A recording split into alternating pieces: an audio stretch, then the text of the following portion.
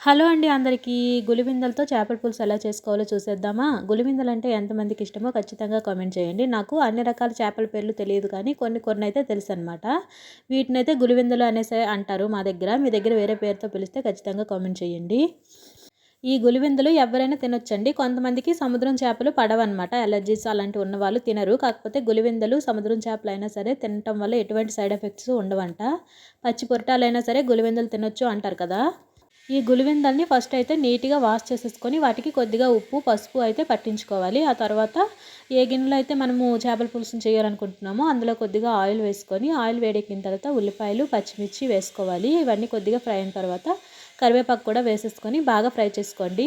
ఇంతకుముందు చాలాసార్లు నేను చేపల పులుసు వీడియోస్ పెట్టేటప్పుడు చెప్పాను కదా! కరివేపాకు చేపల పులుసులో చాలా మంచి ఫ్లేవర్ అయితే ఇస్తుందనమాట. ఖచ్చితంగా ఎవరు కూడా స్కిప్ చేయకుండా కరివేపాకునైతే యూజ్ చేయండి. ఆనియన్స్ అన్నీ బాగా ఫ్రై అయిపోయిన తర్వాత కొద్దిగా అల్లం వెల్లుల్లి పేస్ట్ కూడా వేసుకొని పచ్చివాసన పోయేంత వరకు ఫ్రై అవ్వనివ్వండి. ఆ తర్వాత ఒక 2 పెద్ద సైజు టమాటాలను కూడా పేస్ట్‌లా చేసేసుకొని వేసేసుకోండి. ఈ టమాటా పేస్ట్ కూడా 1 మినిట్ పాటు ఫ్రై అవ్వడానికి వదిలేయండి. అప్పుడే మనకి పచ్చివాసన లేకుండా ఉంటుంది. ఆ తర్వాత మన టేస్ట్‌కి సరిపోయినంత సాల్ట్‌ని, కారాన్ని, పసుపుని, ధనియాల పొడిని కూడా వేసేసుకొని ఆయిల్ సెపరేట్ అయ్యేంత వరకు ఫ్రై చేసుకోండి. ఇప్పుడు మనం ముందుగా రెడీ చేసి పెట్టుకున్న చేప ముక్కలను కూడా వేసేసుకొని 1 నిమిషం పాటు మూత పెట్టి మగ్గనివ్వండి. ఈలోపు మనము చింతపండునైతే నానబెట్టుకున్నాం కదా! చింతపండు గుజ్జునైతే తీసుకోవాలి. చింతపండుని మీ టేస్ట్‌కి సరిపోయినట్టు అడ్జస్ట్ చేసుకొని వేసుకోండి. చింతపండు గుజ్జు తీసుకున్న తర్వాత పులుపుకి సరిపోయినంత వాటర్ కూడా యాడ్ చేసుకొని ఈ చేప ముక్కల్లోకి అయితే వేసేసుకోవాలి.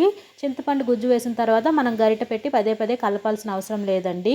ఒక్క ఉడుకు వచ్చేంత వరకు బాగా మూత పెట్టి ఉడికించేయండి. ఒక్క ఉడుకు వచ్చిన తర్వాత ఏంటి అంటే మనము కొద్దిగా కొత్తిమీర వేసేసుకొని మూత పెట్టేసి ఒక 2 నిమిషాల పాటు ఉడికించుకుంటే మనకి చేపల పులుసు అయితే రెడీ అయిపోతుంది. టేస్ట్ అయితే చాలా బాగుంటుందండి. ఎక్కువసేపు మరగాల్సిన అవసరం కూడా ఉండదు. చేపల పులుసులో కొత్తిమీర ఇంకా కరివేపాకు ఫ్లేవర్ చాలా బాగుంటుందండి. ఎవరు కూడా స్కిప్ చేయొద్దు. కొత్తిమీర వేసిన తర్వాత మూత పెట్టేసి ఒక 2 నిమిషాల పాటు ఉడికించుకుంటే మనకి చేపల పులుసు అయితే రెడీ అయిపోతుంది. ఇలాంటి మరిన్ని వీడియోస్ కోసం ప్లీజ్ సబ్స్క్రైబ్.